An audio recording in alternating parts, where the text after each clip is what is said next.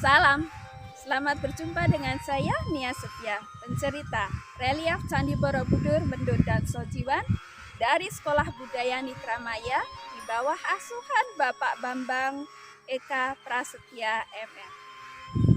Mitra kebajikan, berbahagia sekali saat ini saya berkesempatan menyampaikan sebuah kisah yang terpahat indah di dinding penil Jataka, tepatnya di penil 94 hingga penil 98 dengan judul Ruru Jataka. Rusa emas berhati emas. Demikian yang saya dengar. Dikisahkan, Bodhisatwa terlahir sebagai seekor rusa yang bernama Ruru, yang memiliki bulu berwarna kuning keemasan, bermata biru seperti berlian, dan memiliki tanduk yang mengkilap seperti merah. Menyadari akan keindahan tubuhnya, Ruru memilih tinggal di tengah hutan di dalam semak-semak agar tak ada yang mengetahui keberadaan. Sifat Ruru yang welas asih kepada siapapun sangat disukai seluruh penghuni hutan. Ruru sering mengajarkan kebajikan kepada mereka. Dan tak lupa, Ruru pun mengajarkan dharma.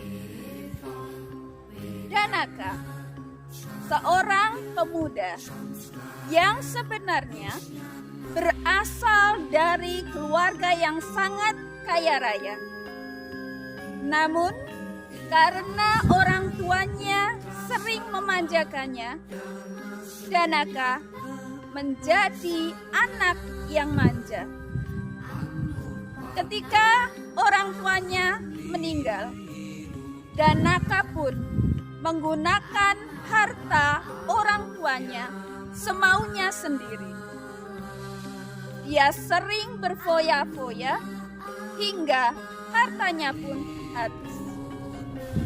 Karena sudah terbiasa dengan kehidupan yang mewah, Danaka mencari cara untuk memenuhi kebutuhan hidupnya dengan meminjam teman-temannya. Akhirnya, Danaka pun terlilit oleh hutang. Setiap hari, ada saja orang yang mencarinya untuk menagih hutangnya. Karena dia merasa kebingungan, maka dia pun sering berbohong kepada orang-orang yang meminjaminya uang. Danaka berkata kepada mereka bahwa orang tuanya masih memiliki harta terpendam di seberang sungai. Orang tuanya menanamnya di samping sungai Gangga. Orang-orang pun percaya, sehingga mereka selalu mengikuti Danaka kemanapun dia pergi. Dan kali ini Danaka meminta mereka menyaksikan di mana Danaka akan mengambil hartanya. Ketika mereka sudah sampai di pinggir sungai Gangga, Danaka sudah tidak punya jalan keluar lagi selain dia melarikan diri dari orang-orang tersebut. Akhirnya, Danaka pun menceburkan dirinya ke sungai dan dia hanyut terbawa air. Di saat Ruru ingin mencari minum, dia pun mendengar suara seseorang minta tolong. Tolong, tolong, adakah orang di sana? bisa bergerak. Tolong. Ruru segera mencari suara itu. Dan dia pun menemukan Danaka yang terdampar di pinggir sungai. Ruru meminta Danaka untuk naik ke punggungnya. Ruru membawa Danaka ke sarangnya. Dia pun merawat Danaka dengan baik hingga Danaka pun sembuh. Ketika Danaka sudah jauh lebih baik dari sebelumnya, dan dia pun sudah kelihatan segar bugar, Ruru pun mengatakan kepada Danaka akan mengantarnya keluar dari hutan itu. Satu pesan Ruru kepada Danaka. Hai manusia, engkau kini sudah sehat kembali. Kau bisa kembali ke tempatmu. Aku akan mengantarmu menuju jalan ke kampung. Ingat pesanku. Jangan pernah kau katakan kepada siapapun tentang diriku dan tempat di mana aku tinggal, kata Ruru. Terima kasih, Ruru. Engkau baik hati dan kau telah merawatku dengan baik. Aku berjanji, aku tidak akan mengatakan keberadaanmu di sini kepada siapapun. Terima kasih atas kebaikanmu, jawab Danaka. Akhirnya Danaka pun diantar Ruru meninggalkan hutan menuju ke kampung terdekat. Suatu hari, permaisuri raja bermimpi tentang seekor rusa yang berbulu emas dan memiliki tanduk berwarna perak. Dia terperanjat dari tidurnya dan dia mengatakan kepada sang raja bahwa dirinya ingin melihat rusa itu. Sang raja meragukan apa yang diimpikan oleh permaisuri.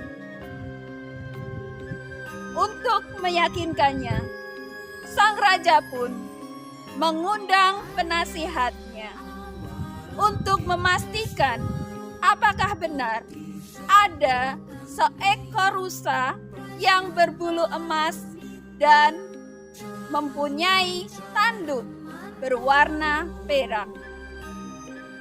Dan ternyata para penasehat pun setelah mereka bermeditasi, mereka menyatakan bahwa memang ada seekor rusa yang berbulu emas dan memiliki tanduk berwarna perak. Raja pun akhirnya meminta Punggawa menyampaikan sebuah pengumuman kepada siapapun yang bisa menunjukkan di mana rusa berbulu emas dan bertanduk perak itu berada, maka dia berhak mendapatkan hadiah dari raja berupa emas, perak, dan berlian, juga rumah dan seorang wanita. Danaka yang mendengar berita itu, dia berpikir bahwa dia tidak akan mengingkari janjinya kepada Ruru. Namun, karena kemiskinannya, Danaka mengingkari janjinya. Dia menghadap raja dan berkata, "Ampun Paduka, hamba Danaka. Hamba tahu di mana keberadaan sang rusa berbulu emas dan bertanduk perak itu. Jika Paduka berkenan, hamba siap mengantarkan Paduka ke tengah hutan," kata Danaka. Segeralah raja bersama punggawanya diantar oleh Danaka menuju ke tengah hutan. Mereka segera menuju ke tempat kediaman Ruru. Di saat salah seorang melihat kelebat Ruru, ia pun berkata, "Lihat Paduka, itu rusa yang kita cari. Rusa berbulu emas dan bertanduk seperti perak," kata punggawa itu. Segeralah mereka mengepung tempat itu dan mereka berusaha untuk menangkap Ruru.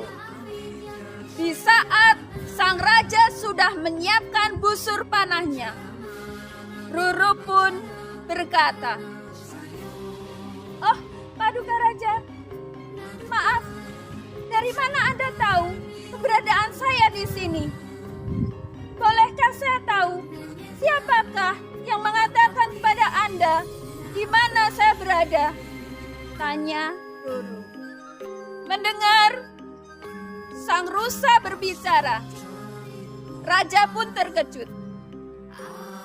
Kemudian dia menjawab, "Kau lihat laki-laki itu? Dialah yang tadi mengatakan kepadaku di mana keberadaanmu berada." Dan ternyata sang raja menunjuk kepada Danaka. "Oh, ternyata kamu laki-laki yang pernah aku tolong dulu. Kau sudah berjanji tidak akan mengatakan di mana aku berada. Tapi ternyata hari ini kau mengingkarinya. Sungguh kamu bukan manusia yang baik." "Maaf Raja, apakah Anda mempercayai orang semacam ini? Jika dia sekali berani mengkhianati orang yang pernah membantunya, pastilah dia akan mengulanginya suatu saat nanti," kata Ruru. Mendengar penjelasan dari Ruru, raja pun sangat marah. "Hei manusia, ternyata kau seorang pengkhianat. Sebagai hukumannya akan aku penggal kepalamu," kata sang raja. "Ampun Paduka, bukankah Anda pernah berjanji akan memberikan hadiah kepada siapapun yang sudah menunjukkan di mana keberadaan saya? Manusia yang bijak dan bajik adalah yang selalu memenuhi janjinya," kata Ruru. "Sekarang saatnya Anda memberikan hadiah itu, dan janganlah kau bunuh dia. Biarkanlah dia hidup. Biarkan dia menjadikan ini sebagai pembelajaran." Mendengar apa yang disampaikan oleh Ruru, hati raja pun terbuka. Dan dia memaafkan Danaka dan tetap memberikan hadiahnya kepada Danaka. Dan sang raja pun meminta kepada Ruru untuk mengikuti mereka ke kerajaan dan tinggal di sana bersama dengan permaisurinya. Ruru pun menerima tawaran raja, dan sejak saat itu Ruru selalu memberikan pencerahan kepada orang-orang di sekitar kerajaan. Demikian kisah dari Ruru Jataka, rusa emas berhati emas. Meskipun ada orang yang telah mengkhianatinya, namun Ruru tetap menyampaikan kebenaran dan dia pun mengajarkan tentang kebajikan kepada siapapun. Semoga kisah ini bisa menginspirasi kita untuk selalu menepati janji kita dan semoga semua makhluk berbahagia. Sampai jumpa.